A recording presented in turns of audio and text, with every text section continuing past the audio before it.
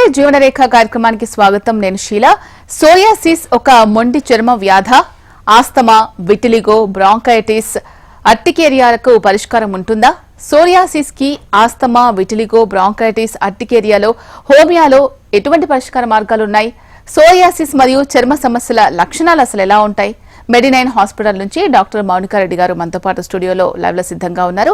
వారిని అడిగి సందేహాలను నివృత్తి చేసుకుందాం. అలాగే మీ సందేహాలను స్క్రీన్ పైన స్క్రోల్ అవుతున్న నెంబర్స్ కి కాల్ చేసి నివృత్తి చేసుకోవచ్చు.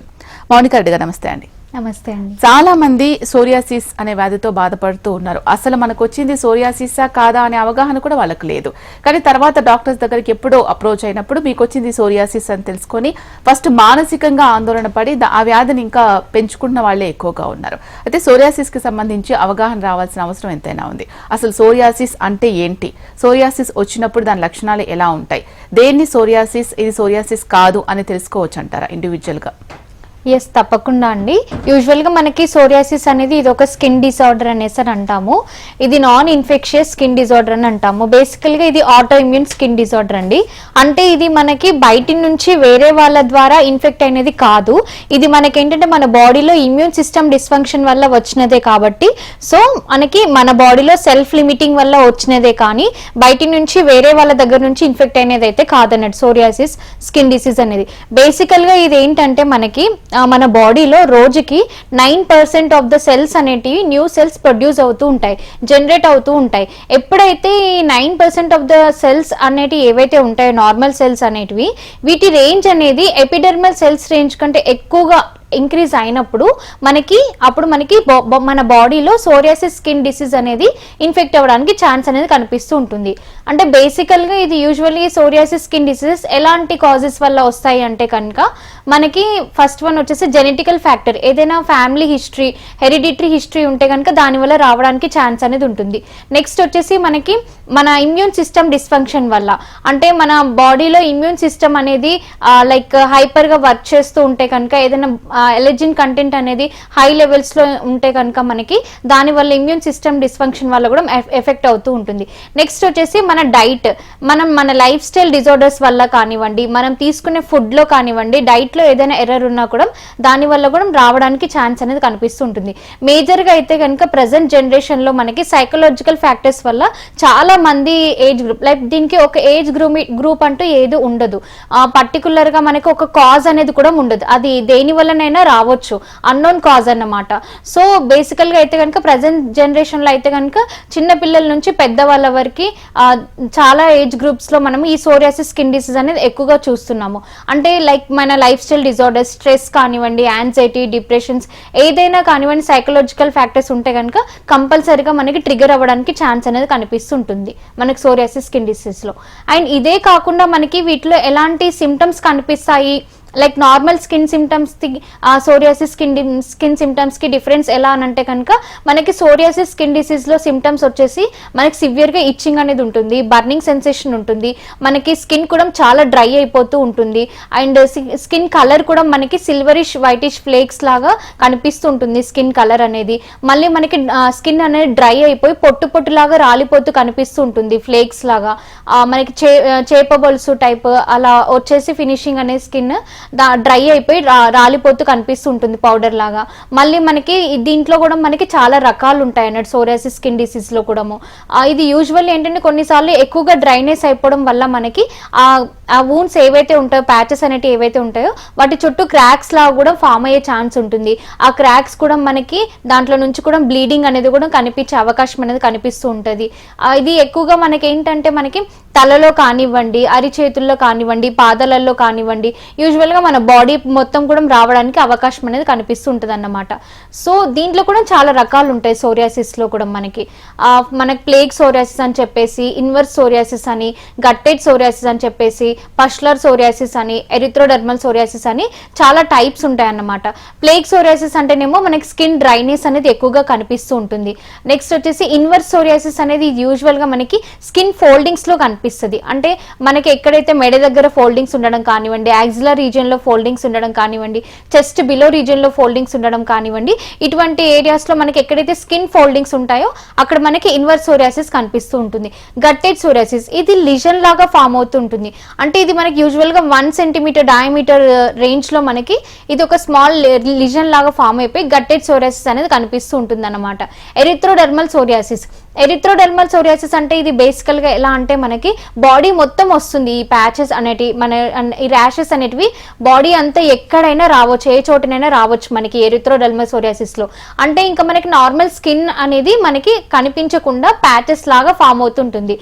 మనకి సివియర్ గా ఇచ్చింగ్ ఉండడం కానీ, దానిపైన క్రాక్స్ ఫామ్ అవడం, బ్లీడింగ్ కనిపించడం కానీ, స్కిన్ పీల్ అయిపోవడం కానివ్వండి, ఇటువంటి ఎక్కువగా మనం ఎరిథ్రోడెర్మల్ సోరియాసిస్ లో చూస్తాం.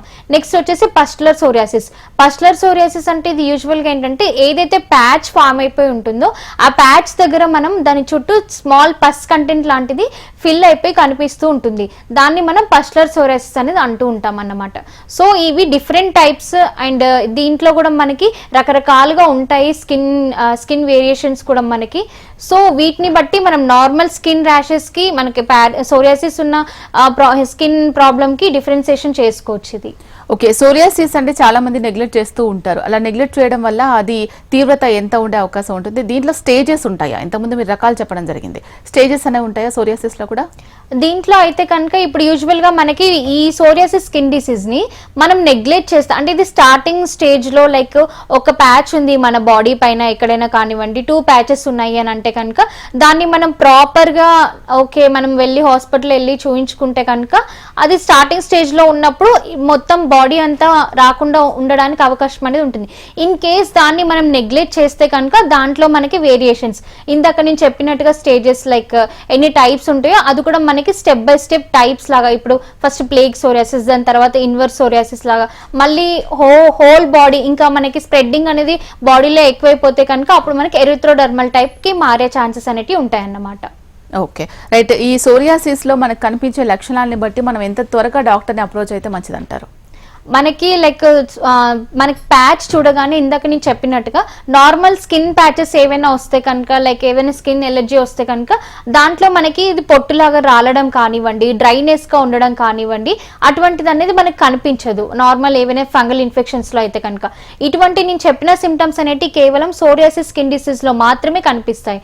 సో అలాంటివి ఏవైనా చేంజెస్ మీకు సిమ్టమ్స్ అనేటివి మీకు కనిపిస్తే కనుక ఇలా పొట్టులాగా రాలడం కానివ్వండి, సివియర్ గా ఇచ్చింగ్ ఉండడము, అది క్రాక్ లాగా డ్రైనెస్ అయిపోయి క్రాక్స్ లాగా కనిపించడం కానివ్వండి, తలలో రావడం కానివ్వండి ప్యాచెస్ అనేటివి, లేదంటే కనుక అరిచేతుల్లో కనిపించడం కానివ్వండి, కాళ్ళ పాదాలలో కనిపించడం, ఇటువంటి కనిపిస్తే కనుక అప్పుడు మనం డాక్టర్ని కన్సల్ట్ అయితే కనుక తొందరగా ఫాస్ట్ గా రిలీఫ్ అవ్వడానికి అవకాశం ఉంటుంది. లేదు అంటే కనుక మనకి ఇది స్ప్రెడ్డింగ్ అనేది ఈజీగా అవుతూ ఉంటుంది మన బాడీలో. ఓకే. నెక్స్ట్ ఎగ్జిమా గురించి కూడా చాలా మంది మాట్లాడుతూ ఉంటారు. అసలు ఎగ్జిమా అంటే ఏంటి? ఇది ఎగ్జిమా అనేది యూజువల్ గా ఏంటంటే మనకి స్కిన్ ప్యాచెస్ ఏవైతే ఉంటాయో డ్రైనెస్ కిందికి ఫామ్ అయిపోతూ ఉంటాయి. దీంట్లో యూజువల్ గా ఏంటంటే ఈ మనకి ఎగ్జిమాలో ఎక్కువగా మనకి డ్రైనెస్ ఉండడం వల్ల ఇచ్చింగ్ అనేది నార్మల్ గా ఉంటుంది, బట్ బర్నింగ్ సెన్సేషన్ ఎక్కువగా ఉంటుంది మనకి ఎగ్జిమాలో. సో సోరియాసిస్ కిను ఎగ్జిమాకు ఉన్న డిఫరెన్సియేషన్ ఇది యూజువల్ గా మనకి. ఇది మనకి లైక్ ఏవైనా మనం ఎక్కువగా మట్టిలో వర్క్ చేస్తూ ఉండే వాళ్ళలో కానివ్వండి, నెక్స్ట్ వచ్చేసి సిమెంట్ ఫ్యాక్టరీస్ లో వర్క్ చేసే వాళ్ళలో కానివ్వండి, ఎక్కువగా యానిమల్ హస్బెండరీస్ ఇటువంటి వాటిలో క్యాటిల్ దాంట్లో వర్క్ చేసే వాళ్ళలో కానివ్వండి, ఎక్కువగా మనం ఈ ఎగ్జిమా ఇష్యూస్ అనేటివి చూస్తూ ఉంటాం. అండ్ ఇదే కాకుండా మనకి మనం హైజీనిక్ గా ఉండకుండా అన్హైజీనిక్ గా ఉన్నా కూడా షూస్ కానివ్వండి, సాక్స్ ఏదైతే యూజ్ చేస్తుంటామో అవి అన్హైజీనిక్ గా కూడా మనం వాటిని అలా యూజ్ చేయడం వల్ల కూడా మనకి ఇలాంటి స్కిన్ డిసీజెస్ అనేవి రావడానికి ఛాన్స్ అనేది కనిపిస్తుంటుంది అనమాట. దీంట్లో కూడా మనకి ఎగ్జిమాలో ఇచ్చింగ్ ఉంటుంది, బర్నింగ్ సెన్సేషన్ ఉంటుంది. నెక్స్ట్ వచ్చేసి మనకి కొన్నిసార్లు లైక్ స్మాల్ పింపుల్స్ టైప్ కూడా మనకి ఫామ్ అవడానికి అవకాశం అనేది కూడా కనిపిస్తూ ఉంటుంది. ఓకే అండి. సూర్యాపేట నుంచి కాలర్ ఉన్నారు, మాట్లాడదాం. రవిప్రకాష్ రాజు గారు. రవిప్రకాష్ రాజు గారు, మీ డౌట్ ఏంటో అడగండి డాక్టర్ గారిని. నమస్కారం అండి. నమస్కారం అండి. నాకు 54 సంవత్సరాలు ఉంటాయండి. హెయిర్ లా నెత్తి మీద కొన్ని నల్లటి మచ్చలు వస్తున్నాయండి. ఓకే. మెడ మీద కూడా ఒక మచ్చ లెక్క నల్లటి కొంచెం అక్కడక్కడ ఉన్నాయండి. ఓకే. ఎంతకాలం నుంచి ఉన్నాయి సార్ మీకు ఇవి? ఈ మధ్య కాలంలోనే అండి, ఒక 2 ఏళ్ల నుంచి వస్తున్నాయి. ఓకే. అక్కడ మీకు దురదగా ఉండడం కానివ్వండి, మంటగా అట్లా ఏమైనా అనిపిస్తూ ఉంటుందా సార్? ఏం ఉండట్లేదండి. మా నల్లటి మచ్చలు లెక్క వస్తున్నాయండి నెత్తి మీద. జస్ట్ అంటే మచ్చల్లాగా ఉన్నాయి కానీ దురద కానివ్వండి, మంటగా కానివ్వండి, రెడ్ గా అయిపోవడం అట్లయితే ఏం లేదు స్కిన్ అనేది. ఆ రెడ్ అయితే ఈ మధ్య కాలంలో చిన్న కురుపులు అవుతున్నాయండి రెడ్. ఓకే, చిన్నగా కురుపులు అనేది అవుతుంది కానీ దురదగా అయితే ఏం ఉండట్లేదా అండి? అవునండి. సరే సార్, ఒకసారి మీరు మా మెడినైన్ హాస్పిటల్కి సంప్రదించండి. మీరు ఒకసారి మా హాస్పిటల్ కన్సల్ట్ అయితే కనుక అది ఏం ప్రాబ్లం అనేది డాక్టర్స్ చూసి మీకు సజెస్ట్ చేస్తారండి, మెడిసిన్స్ ఎంత డ్యూరేషన్ వాడుకోవాలి అనేది. రైట్. ఈ ఎగ్జిమాకి సంబంధించి ట్రీట్మెంట్ మెడినైన్లో ఎలా ఉంటుంది? యూజువల్లీ అయితే కనుక ఇప్పుడు ఎగ్జిమా ప్రాబ్లంకి అయినా కానివ్వండి, సోరియాసిస్ స్కిన్ డిసీజ్కి అయినా కానివ్వండి, మా దగ్గర కొన్ని పంచకర్మ థెరపీస్ అనేవి ఉంటాయండి. ఇది యూజువల్గా మేము హోమియోలో ఎలా అంటే ఈ మెడిసిన్స్ ఎలా ప్రిస్క్రైబ్ చేస్తామంటే కనుక ఫస్ట్ కేస్ హిస్టరీ తీసుకొని కేస్ని అనలైజ్ చేసి సిమ్టమ్స్ని బేస్ చేసుకొని కాన్స్టిట్యూషనల్గా మెడిసిన్ అనేది ప్రిస్క్రైబ్ చేస్తాం. అంటే ఇప్పుడు యూజువల్గా ఇదే ప్రాబ్లం తోటి ఇంకో పర్సన్ వస్తే కనుక ఆ ప్రాబ్లంకి ఇతనికి ఇచ్చిన మెడిసిన్స్ అనేటివి అతనికి సేమ్గా ఇస్తాం అనేది ఉండదు. దీంట్లో మనం constitutional based medicines and prescription అనేది అంటూ ఉంటాం. అంటే వీళ్ళు ఏ కైండ్ ఆఫ్ మెడిసిన్ కిందకి సంబంధించిన వాళ్ళు, ఏ కైండ్ ఆఫ్ గ్రూప్కి సంబంధించిన వాళ్ళు, వాళ్ళ మెంటల్ సిమ్టమ్స్ కానివ్వండి, జనరల్ సిమ్టమ్స్ కానివ్వండి, ఫిజికల్ సిమ్టమ్స్ కానివ్వండి, పర్టికులర్ PQRS సిమ్టమ్స్ అనేసి మేము ఇలా లైక్ ఏవైతే ఉంటాయో సిమ్టమ్స్ని బేస్ చేసుకొని కేస్ని అనలైజ్ చేసి మెడిసిన్స్ అనేవి ప్రిస్క్రైబ్ చేస్తూ ఉంటాం. సో ఎప్పుడైతే మనము ఒక ప్రాబ్లంకి ఒక డిసీజ్కి సిమ్టమేటికల్గా ట్రీట్మెంట్ ఇస్తే కనుక అది ఫ్యూచర్లో మళ్ళీ రిపీట్ అవ్వడానికి అవకాశం ఉంటుంది. మనం ఎప్పుడైనా ఒక ప్రాబ్లంకి పర్మనెంట్గా తగ్గాలి అంటే కనుక మనం ట్రీట్మెంట్ అనేది డిసీజ్కే ఇవ్వాలి. ఎప్పుడైతే డిసీజ్కి ట్రీట్మెంట్ ఇస్తామో అది ఫ్యూచర్లో ఎప్పటికీ రిపీట్ అవ్వకుండా ఉంటుంది. అంటే మనం కంప్లీట్గా డిసీజ్కి ట్రీట్మెంట్ ఇవ్వడం అంటే రూట్ కాజ్కి ట్రీట్మెంట్ ఇస్తామన్నమాట. సో ఎప్పుడైతే రూట్ కాజ్కి ట్రీట్మెంట్ ఇస్తామో మనము అది మనకి ఫ్యూచర్లో రిపీట్ అవ్వకుండా పర్మనెంట్గా తగ్గడానికి అవకాశం అనేది ఉంటుంది.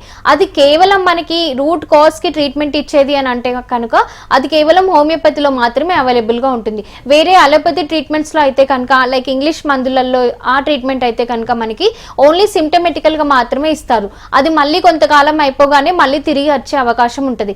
కానీ హోమియోపతిలో ఏంటంటే హోమియోపతి మెడిసిన్స్కి ఎలాంటి సైడ్ ఎఫెక్ట్స్ అన్నిటి ఉండవు. సో వీటికి మనకి ఏంటంటే కంప్లీట్గా రూట్ కాజ్ నుంచి ట్రీట్మెంట్ ఇస్తాం కాబట్టి మనకి తిరిగి రాకుండా ఉండే అవకాశం అనేది 100%గా ఉంటుందన్నమాట. నెక్స్ట్ కర్నూలు నుంచి హరీష్ ఉన్నారండి కాలర్. హరీష్ గారు, మీ డౌట్ ఏంటో అడగండి. మేడం నమస్తే. మేడం నమస్తే అండి. మేడం మా పిల్లలకి సోరియాసిస్ ఉంది మేడం. ఓకే, ఎంతకాలం నుంచి ఉంది సార్? చిన్న బాలం పిల్లకుండా ఉంది మేడం. Okay sir. సో ఏం చేయాలి? చూపించినా కూడా తగ్గుతుంది, మళ్ళీ వస్తుంది మేడం. నెత్తిలో చుండి వస్తుంది, చిన్న చిన్న బొబ్బుల్స్ వస్తాయి. ఓకే సార్, యూజువల్గా అయితే కనుక ఇప్పుడు మీకు మీ పిల్లలకి సోరియాసిస్ స్కిన్ డిసీజ్ అనే ప్రాబ్లం ఉంది కదా సార్, మీరు ఒకసారి మా హాస్పిటల్కి సంప్రదించండి సార్. అది ఆ ప్రాబ్లం ఎంత సివియారిటీగా ఉంది అనేది చూస్తాము. దానికి తగ్గ ట్రీట్మెంట్ అనేది, మెడిసిన్స్ అనేటివి, దాని గురించి సంబంధించిన డైట్ అనేది కూడా మేము మీకు ఎక్స్ప్లెయిన్ చేస్తాం సార్. మీరు ఒకసారి మా హాస్పిటల్కి సంప్రదించండి సార్. ఓకే, ఒకసారి విటిలిగో గురించి చెప్పండి మేడం. విటిలిగో అనేది యూజువల్గా మనకి ఏంటంటే దీన్ని తెల్ల మచ్చలు అంటాం మనము. దీన్ని బొల్లి అనేసి అని కూడా అంటామండి. ఇది విటిలిగో అనేది వైట్ పిగ్మెంటేషన్ అనేసి అని అంటాం. ఇది ఎందుకు వస్తుంది అని అంటే కనుక మన బాడీలో లైక్ కొన్ని సెల్స్ అనేటివి ప్రొడ్యూస్ అవుతూ ఉంటాయి కాబట్టి మనకి ఎక్కడైతే మెలినోసైట్ సెల్స్ అనేటివి లైక్ మనకి ప్యాచ్ ఎక్కడైతే ఫామ్ అవుతుందో వైట్ ప్యాచ్ అనేది అక్కడ మనకి మెలినోసైట్స్ అనేటివి డిక్రీజ్ అయిపోతాయి. అవి అక్కడ సెల్ టిష్యూ అనేది డ్యామేజ్ అయిపోయి ఉంటుంది. అలా డ్యామేజ్ అవ్వడం వల్ల మనకి ఏమవుతుందంటే ఈ విటిలిగో ప్యాచ్ అనేది అంటే వైట్ ప్యాచ్ అనేది ఫామ్ అవ్వడానికి అవకాశం అనేది కనిపిస్తుంటుంది. దాన్నే మనము తెలుగులో బొల్లి అనేసి అని అంటాం అన్నట్టు. సో ఇది కూడా రావడానికి మనకి కాజిటివ్ ఫ్యాక్టర్స్ అనేవి ఉంటాయి. లైక్ కాజిటివ్ ఫ్యాక్టర్స్ వచ్చేసి మనకి యూజువల్గా హెరిడిటరీ ఇష్యూ ఏదైనా లైక్ ఫ్యామిలీ హెరిడిటరీ ఇష్యూ ఉంటే రావడానికి ఛాన్స్ అనేది కనిపిస్తుంది. నెక్స్ట్ వచ్చేసి మన లైఫ్ స్టైల్ చేంజెస్ డిజార్డర్స్ వల్ల, నెక్స్ట్ మనకి మన బాడీలో మెలనోసైట్ కంటెంట్ అనేది ఏదైతే ఉంటుందో మెలినిన్ అనేది దాని కంటెంట్ అనేది డిక్రీస్ అయితే కనుక మనకు ఆ సెల్స్ అనేది డిక్రీస్ అయిపోతే కనుక దానివల్ల కూడా మరి రావడానికి అవకాశం అనేది కనిపిస్తుంటుంది అనమాట. యూజువల్గా దీనికి మనము లైక్ ఆయింట్మెంట్స్ కానివ్వండి అవి యూజ్ చేస్తూ ఉంటాం అలోపతిలో, ఇంగ్లీష్ మెడిసిన్స్లో. కానీ దానికి వాటిలో అయితే కనుక ట్రీట్మెంట్ అనేది అవైలబుల్గా ఉండదు. ఇలాంటి ప్రాబ్లంకి అయితే కనుక కేవలం మనకి హోమియోపతిలో అయితేనే అవైలబుల్గా ఉంది. ఎందుకనంటే కనుక దీని ఫస్ట్ స్ప్రెడ్డింగ్ అనేది ఆపాలి మనం మన బాడీలో.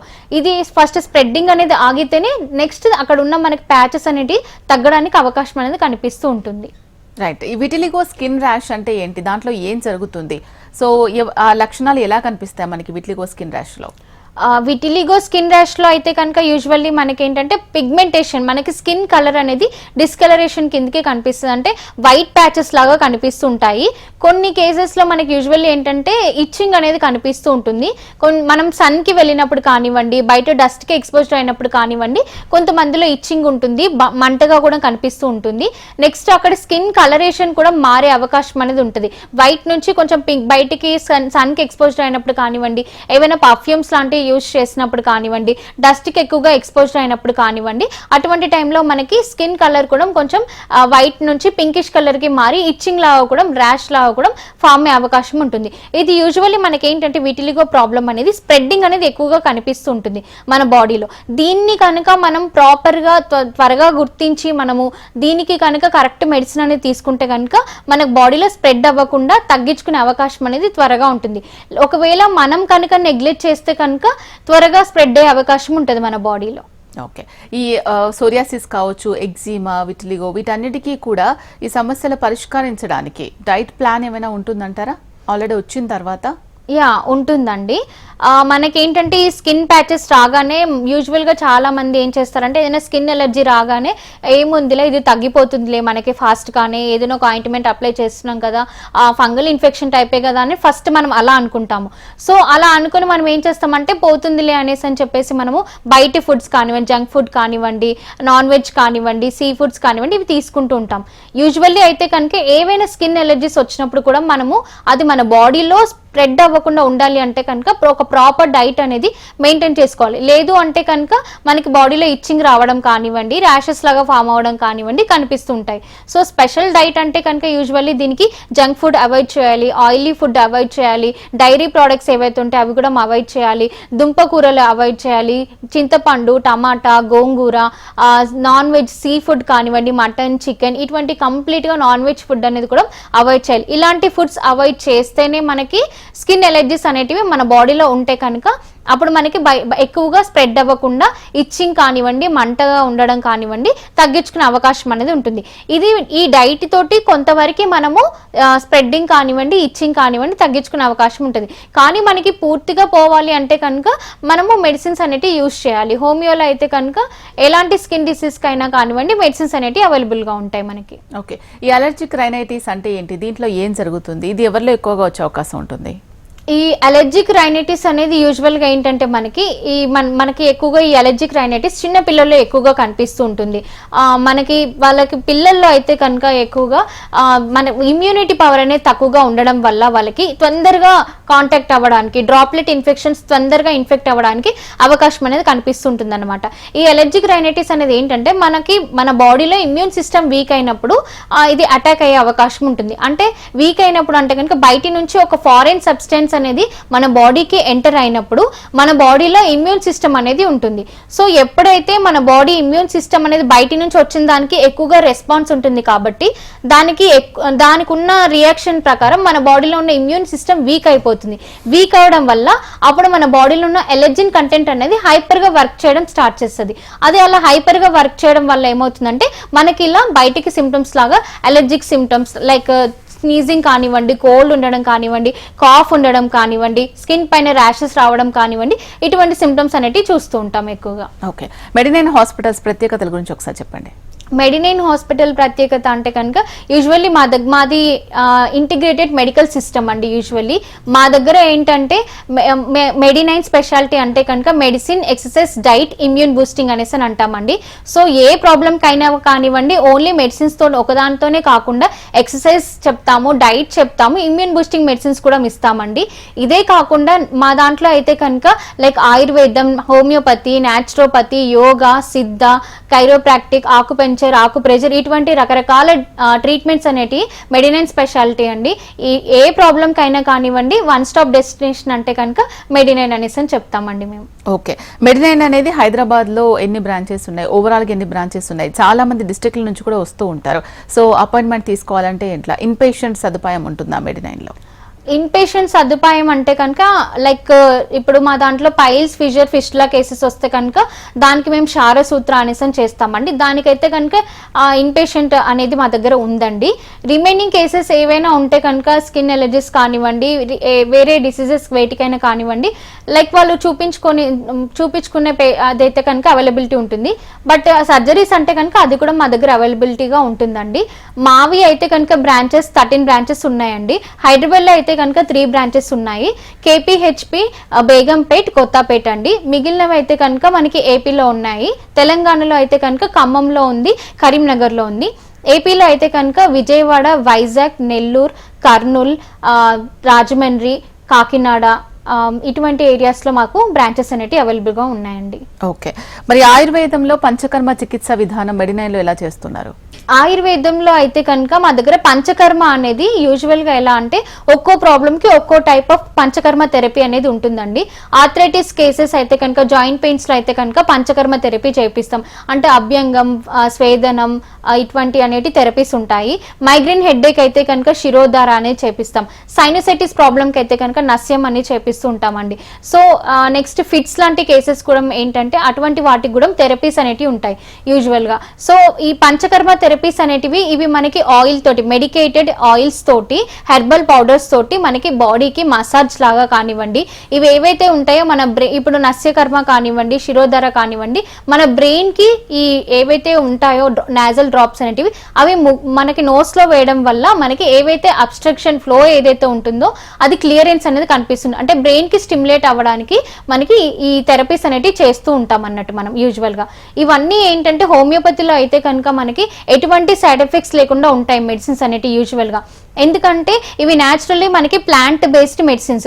సో ఎటువంటి సైడ్ ఎఫెక్ట్స్ ఉండవు కాబట్టి మనకి రికవరీ అయినా కానివ్వండి, ట్రీట్మెంట్ ప్రాసెస్ అయినా కానివ్వండి ఒక ప్రాబ్లంకి పర్మనెంట్ గా ఉంటుంది. సో సైడ్ ఎఫెక్ట్స్ లేని ట్రీట్మెంట్ తీసుకోవడం వల్ల ఫ్యూచర్లో మళ్ళీ ఎప్పటికీ రిపీట్ అవ్వకుండా, రియకర్ అవ్వకుండా తగ్గించుకునే అవకాశం అనేది హోమియో మెడిసిన్స్ లో కనిపిస్తూ ఉంటుంది. కంప్లీట్ గా ఎందుకని అంటే కనుక రూట్ కాజ్ కి ట్రీట్మెంట్ ఇస్తాం కాబట్టి అది ఫ్యూచర్ లో ఎప్పటికీ రిపీట్ అవ్వకుండా ఉంటుంది మనకి. ఓకే, మెడినైన్ లో ఇచ్చే బెస్ట్ సర్వీసెస్ గురించి ఒకసారి చెప్పండి.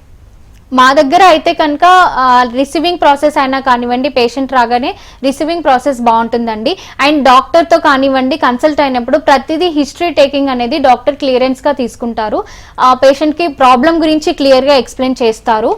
దానికి ఎలాంటి ట్రీట్మెంట్ తీసుకుంటే కనుక బాగుంటుంది అనేది ఎక్స్ప్లెయిన్ చేస్తారండి. అండ్ దానికి తగ్గ మెడిసిన్స్ అనేది కానివ్వండి, డైట్ కానివ్వండి, ఎక్సర్సైజెస్ గురించి కానివ్వండి, ఇమ్యూన్ బూస్టింగ్ మెడిసిన్స్ గురించి కూడా డాక్టర్స్ కానివ్వండి ప్రతి ఒక్కరు క్లియర్గా ఎక్స్ప్లెయిన్ చేస్తూ ఉంటారండి. ఓకే, టైమింగ్స్ ఎలా ఉంటాయి? అపాయింట్మెంట్స్ తీసుకోవాలంటే ఎలా? మావి టైమింగ్స్ వచ్చేసి మార్నింగ్ 10 o'clock నుంచి నైట్ 8 వరకు అండి. ఈవెన్ వీకెండ్స్ లో కూడా మాకు హాస్పిటల్ అనేది ఓపెన్ ఉంటుంది. మాకు ఎవ్రీ డేస్ వర్కింగ్ డే అండి మాకు. ఓకే, ఈ సమస్యలన్నింటికి హోమియోపతిలో ముందస్తు చికిత్స ఏమైనా అందుబాటులో ఉంటుందంటారా? అంటే బ్రాంకైటిస్ ఉంటుంది, సోరియాసిస్ ఉంటుంది, ఎగ్జిమా ఉంటుంది, రకరకాల ప్రాబ్లమ్స్ ఉంటాయి. అండ్ చాలా ఇయర్స్ నుంచి ఈ ప్రాబ్లం ఫేస్ చేస్తూ ఉంటారు. రకరకాల ప్లేసెస్లో ఆల్రెడీ ట్రీట్మెంట్ కూడా తీసుకుని ఉంటుంటారు. అండ్ వీటితో పాటుగా ఇంకా అడిషనల్గా కూడా ఈ రకరకాల వ్యాధులు వాళ్ళకు ఉంటూ ఉంటాయి. అవి ట్రీట్ చేస్తూనే ఇవి కూడా ట్రీట్ చేయాలి. సో దానికి మీరు ఏం చెప్తారు? ఇప్పుడు మనకి ఏదైనా సమస్య ఉంటే కనుక మనం యూజువల్గా టెంపరీ రిలీఫ్ కోసం అప్పటి వరకు ఆ ప్రాబ్లం తగ్గాలి అని చెప్పి మనం ఇంగ్లీష్ మెడిసిన్స్ అనేవి యూజ్ చేస్తాం.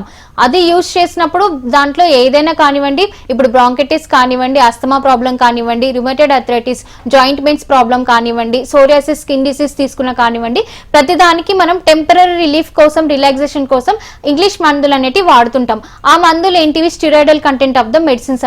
అవి యూజ్ చేయడం వల్ల మన బాడీలో రోగ నిరోధక శక్తిని తగ్గించుకున్న వాళ్ళమే అవుతాం, కానీ మనకి ప్రాబ్లం అనేది రిజాల్వ్ అవ్వదు. సో అలాంటి వాటికి ఎలాంటి ప్రాబ్లం అయినా, ఇప్పుడు మా దాంట్లో పైల్స్ ఫిషర్ ఫిస్టులా కానివ్వండి, ఇటువంటి వాటికి మనం యూజువల్ గా లేజర్ సర్జరీస్ అనేవి చేయించుకుంటుంటాం. కానీ అవి రిపీటెడ్లీ ఫామ్ అవుతూ ఉంటాయి మళ్ళీ మనకి. అలా రిపీటెడ్లీ ఫామ్ అవ్వకుండా ఉండాలి అని అంటే కనుక మా దగ్గర క్షారసూత్ర ట్రీట్మెంట్ అనేది అవైలబుల్ గా ఉంది. యూజువల్లీ ఇదేంటంటే మనం మెడికేటెడ్ ఆయిల్ తోటి ఒక థ్రెడ్ అనేది ఉంటుంది మెడికేటెడ్, దాంతో మనము ఆ థ్రెడ్ తోటి ముడిలాగా వేస్తూ ఉంటాం అన్నట్టు. అది లోపలికి ఎంతవరకు ఇన్సర్షన్ ఉంది మనకి అనేది చూసి దానికి మనము ఈ విధంగా క్షారసూత్ర థెరపీ అనేది చేస్తూ ఉంటాం. యూజువల్లీ నెక్స్ట్ వచ్చేసి మనకి అస్తమా ప్రాబ్లం కానివ్వండి, స్కిన్ ఎలర్జీస్ కానివ్వండి, వీటికి మనం రకరకాల స్టిరాయిడల్ ఇంజెక్షన్స్ కానివ్వండి, అస్తమాకి అయితే కనుక ఇన్హేలర్స్ యూజ్ చేయడం కానివ్వండి చేస్తూ ఉంటాం, స్టిరాయిడ్ యూజ్ చేస్తాం. అటువంటి యూజ్ చేయడం వల్ల టెంపరీ రిలీఫ్ మాత్రమే కనిపిస్తుంది. పర్మనెంట్ రిలీఫ్ అంటే కనుక వీటికి ఎటువంటి ఇంజెక్షన్స్ అవసరం లేకుండా, ఎటువంటి ఇన్హేలర్ అనేది అవసరం లేకుండా కేవలం ఓన్లీ మెడిసిన్స్ యూజ్ చేస్తే కనుక మనకి పర్మనెంట్ గా తగ్గిపోయే అవకాశం అనేది ఉంటుంది. కిడ్నీలో స్టోన్స్ రావడం కానివ్వండి, గాల్ బ్లాడర్లో స్టోన్స్ ఫామ్ అయితే కనుక సర్జరీ చేయించాలి అని చెప్తారు అలోపతిలో అయితే కనుక. కానీ అది మనం ఒకసారిగా గాల్ బ్లాడర్ తీసేస్తే కనుక, గాల్ బ్లాడర్ లో స్టోన్ ఫామ్ అయితే కనుక గాల్ బ్లాడర్ రిమూవ్ చేయాలి అంటారు. గాల్ బ్లాడర్ రిమూవ్ చేస్తే కనుక మనకి డైజెషన్ ప్రాసెస్ అనేది అది ప్రాపర్ గా వర్కింగ్ అనేది కనిపించదు. అది గాల్ బ్లాడర్ రిమూవ్ చేశాక మనకి ఏమవుతుందంటే మనం తీసుకునే ఆహారం అనేది క్వాంటిటీ డిక్రీజ్ అయిపోతుంది అండ్ తీసుకున్న ఫుడ్ పార్టికల్స్ కూడా ఇండైజెషన్ కిందకి కన్వర్ట్ అవుతూ ఉంటాయి. సో దానివల్ల మనకి ఇంకా ప్రాబ్లం అనేది కడుపులో ఉబ్బసంగా ఉండడం కానివ్వండి, అసిడిటీ ఫామ్ అవ్వడం కానివ్వండి, ఇటువంటి సిమ్టమ్స్ చూస్తూ ఉంటాం. సో వీటికి ఏంటంటే అది గాల్ బ్లాడర్ రిమూవ్ చేయాల్సిన అవసరం లేకుండా, ఎటువంటి సర్జరీ అనేది అవసరం లేకుండా కేవలం మెడిసిన్స్ తోటే తగ్గించుకునే అవకాశం అనేది మనకు హోమియోలోనే అవైలబుల్ గా ఉంది. సో ఏ ప్రాబ్లం కైనా కానివ్వండి సర్జరీ వరకే అవసరం లేకుండా మందులు వాడుకుంటే పర్మనెంట్ గా తగ్గిపోయే అవకాశం అనేది హోమియోపతి ట్రీట్మెంట్ లో అవైలబుల్ గా ఉంటుంది మనకి. ఓకే, హోమియోపతికి వచ్చేసి మెడిసిన్ ఎలా ఉంటుంది అండ్ ట్రీట్మెంట్ వచ్చేసి చాలా టైం పడుతుంది, స్లో ప్రాసెస్ అని అనుకుంటూ ఉంటారు. దీంట్లో వాస్తవం ఎంత? ట్రీట్మెంట్ ప్రాసెస్ స్లో అనేది యూజువల్గా ఏంటంటే చాలా మందిలో రైజ్ అయిన క్వశ్చన్ అండి. హోమియోపతి అనగానే స్లోగా ఉంటుంది ప్రాసెస్ అనేసి అని అంటూ ఉంటారు, కానీ అది స్లోగా ఉండడం కాదండి. ఇప్పుడు ఎగ్జాంపుల్ ఒక సోరియాసిస్ పేషెంట్ ఉన్నారు. ఆ పేషెంట్ ఒక 5 years నుంచి సఫర్ అవుతూ ఉన్నారు. 5 years నుంచి సఫర్ అవుతున్నప్పుడు తన బాడీలో డిసీజ్ కంటెంట్ అనేది చాలా టూ లాంగ్ క్రానిక్, దాన్ని మనం క్రానిక్ కేస్ అనేసి అని అంటాం.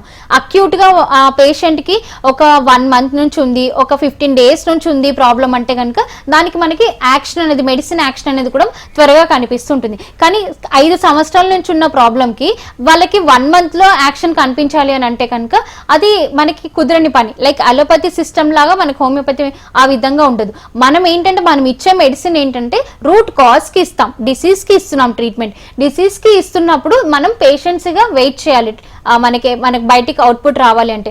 సో యూజువల్లీ మనం ఏంటంటే అక్యూట్ కేసెస్ లో అయితే కనుక మనకి ఫాస్ట్ రిలీఫ్ అనేది కనిపిస్తుంది. కానీ క్రానిక్ కేసెస్ లో అయితే కనుక లాంగ్ లాస్టింగ్ నుంచి ఉన్న ప్రాబ్లం కి అయితే కనుక దానికి మనకి ఇంత డ్యూరేషన్ అనేది ఒకటి ఉంటుంది. కానీ సిమ్టమేటికల్ గా అయితే కనుక మనకి ట్రీట్మెంట్ అనేది కనిపిస్తూ ఉంటుంది, విజిబిలిటీ చేంజెస్ అనేవి కనిపిస్తాయి అన్నమాట. ఓవరాల్ గా రిలీఫ్ అవ్వాలి అంటే కనుక ఇప్పుడు 5 years నుంచి ఉన్న ఈ సోరియాసిస్ స్కిన్ ప్రాబ్లమ్ కి వాళ్ళకి అట్లీస్ట్ ఒక 6 months 1 year అనేది మెడిసిన్స్ యూజ్ చేసుకోవాలి.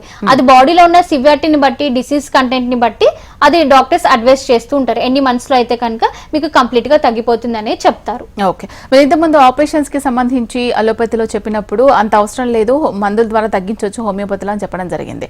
సో ఎటువంటి స్టేజ్ లో ఉన్నా కూడా అది సర్జరీకి వెళ్లకుండా హోమియోపతి మెడిసిన్ ద్వారా తగ్గించుకోవచ్చు అంటారా? దానికంటూ ఏదైనా లిమిటేషన్స్ ఉంటాయా? అంటే యూజువల్లీ మనకి ఇప్పుడు కిడ్నీలో స్టోన్స్ వస్తే కనుక, గాల్ బ్లాడర్లో స్టోన్స్ వస్తే కనుక ఇటువంటి కేసెస్, ఇదే కాకుండా ఫైబ్రాయిడ్స్ కానివ్వండి, యూట్రైన్ ఫైబ్రాయిడ్స్ అని చెప్పేసి అంటూ ఉంటాము, పీసీఓడి ప్రాబ్లం అని చెప్పేసి అంటూ ఉంటాము.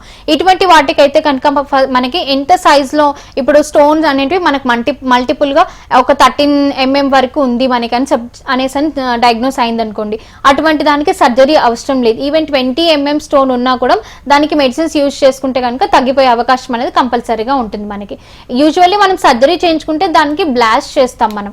అది బ్లాస్ట్ చేయడం వల్ల మనకి ఆ పార్టికల్స్ ఏవైతే బ్లాస్ట్ అయిపోయి ఉంటాయో అవి మళ్ళీ తర్వాత రీఫార్మ్ అవ్వడానికి అవకాశం ఉంటాయి. ఇది మనకి యూజువల్ గా అయితే కనుక బ్లాస్ట్ చేయం మనం హోమియోపతిలో అయితే కనుక. ఇది యూజువల్లీ మెడిసిన్ ద్వారా సైజ్ అనేది డిక్రీజ్ అయిపోవడానికి మనం మెడిసిన్ అనేది ఇస్తాం. సో అలా అది సైజ్ డిక్రీజ్ అవుతూ కంప్లీట్ గా రిసాల్వ్ అయిపోతుంది ప్రాబ్లం. మౌనిక గారు, మెడినైన్ లో అన్ని వ్యాధులకు ఎటువంటి ట్రీట్మెంట్ అందిస్తున్నారు, ఎంత అడ్వాన్స్ ట్రీట్మెంట్ ఉంది, అవన్నీ విషయాలు మాకు షేర్ చేశారు. థ్యాంక్ యూ సో మచ్ అండి. థ్యాంక్ యూ సో మచ్ అండి. ఇది వాటి జీవన రేఖ. చూస్తూనే ఉండండి హెచ్ఎం టీవీ. నమస్తే.